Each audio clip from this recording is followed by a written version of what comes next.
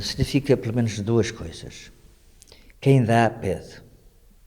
Você, quando dá uma coisa a alguém, está a pedir amizade, conversa.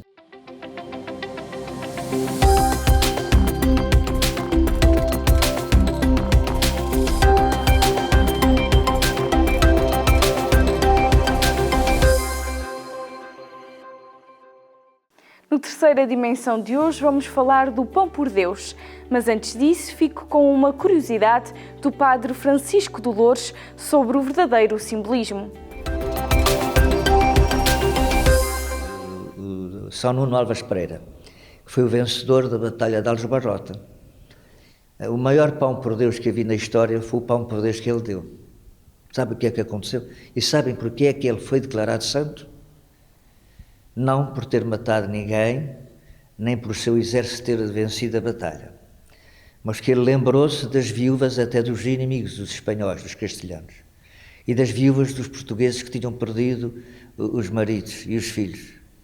Ele decidiu metade dos seus bens, porque era o homem mais rico do país, deu metade à Beatriz, que é a fundadora da Casa de Bragança, e a outra metade deu para sustentar as viúvas e os pobres que tinham morrido nessa batalha. Há algum pão por Deus melhor do que este? Este é o verdadeiro pão por Deus. Dar a quem precisa. Quem nunca pediu o Pão por Deus de porta em porta? É da história desta tradição e da sua evolução que vamos falar. Pão por Deus que Deus me deu, uma esmolinha por alma dos seus. A tradição remonta a tempos muito antigos. No dia 1 de novembro, as crianças saem à rua para pedir o Pão por Deus de porta em porta, mas nem sempre foi assim. O Pão por Deus insere-se na celebração católica do Dia de Todos os Santos, fortemente implementado em Portugal depois do sismo de 1755 em Lisboa. A ligação é muito grande e está relacionada com a história. Em Portugal apanha o grande relevo, e isso eu queria dizer, para ser mais breve, sobretudo a partir do terremoto de Lisboa, de 1755. O terremoto foi tão grande, tão grande, tão grande, a miséria foi tão grande em Portugal, que as pessoas, logo a partir do dia 2, o terremoto foi no dia de Todos os Santos, não foi? Começaram a pedir mesmo esmola. Já era costume adultos, pobres, miseráveis, crianças pedirem esmola. Mas aí foi mesmo uma necessidade absoluta, que se foi prolongando, e depois se acrescentando. A miséria era grande no país. Fazia-se muito aquilo que chama-se pão por Deus, um pouquinho como o pedido pelas almas. Olha, um pãozinho pelas almas, para recordar, para agradecer as almas e também em memória delas. Houve toda uma transformação da tradição, desde a oferta até ao pedido. Assim, passou-se do pão à guloseima e do simples saco à saca bem decorada. As das chitas e de retalhos continuam a ser as mais procuradas, mas também há quem faça pedidos personalizados. Essa passagem faz-se muito artificialmente, porque usava-se sacos. As pessoas, quando iam pedir, levavam um saquinho. Se era pilheira ou outra coisa qualquer. Para armar o quê? Um pedacinho de pão. Na minha terra usava-se, pedia uma maçaroca de milho e outras coisas. Batatas e outras coisas. Era alimentos. As crianças gostam de guloseimas. As saquinhas ficam bonitas. Aqui, as que eu faço mais é estas aqui com os retalhinhos e é com as chitas, que é estas aqui, que procuram. E as pessoas vão adquirindo também já outros tipos de saquinhas. Mas também podem vir aqui encomendar saquinhas, sim, como aquela que tem ali o nome Vasco. Sim. Esta senhora já é uma cliente do ano passado. Este ano teve um netinho com outro netinho, já tinha 3. E então encomendou-me a que faltava. E eu então fiz especificamente para ela. Portanto, fica a critério de cada um. Esta é uma altura no ano carregada de simbolismo, tanto para quem dá como para quem recebe.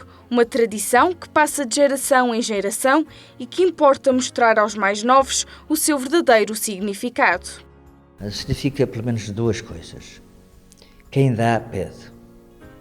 Você, quando dá uma coisa alguém está a pedir amizade, conversa, atenção. As sacas têm o sentido também de pedir que a outra pessoa se lembre de mim. E a pessoa que dá, reze pelas minhas almas, pelos meus antepassados. O fato de ser de retalhos, primeiro, é símbolo de que é uma mistura de vários tecidos. Os nossos antepassados também são uma mistura de vários deles, que até a gente não os conhece. Portanto, é o sentido também de pobreza, de disponibilidade para o outro. É uma maneira de mostrar aos mais novos aquilo que se fazia no meu tempo e noutros tempos para trás. Acho que é muito mais antigo que isso. E ter entrado o feriado também veio morrer um bocadinho, mas eu noto desde o ano passado e há 2 anos que está a aparecer mais crianças a pedir pão por Deus e a adquirir a sua saquinha. As próprias escolas também já falam sobre o pão por Deus e penso que sim, que é bom.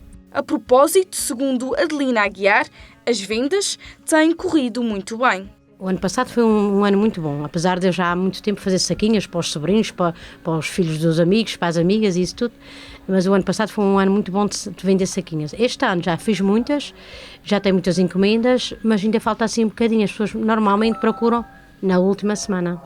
No entanto, as referidas saquinhas do Pão por Deus ganharam uma nova vida e podem ter várias utilidades. Eu faço saquinhas para tudo, há pessoas que pedem uma saquinha para pôr aqui dentro uma compota, para oferecer a um amigo, portanto, é uma maneira de mostrar o que se fazia, a saquinha, e oferecem aquilo que fazem, que é a sua compota.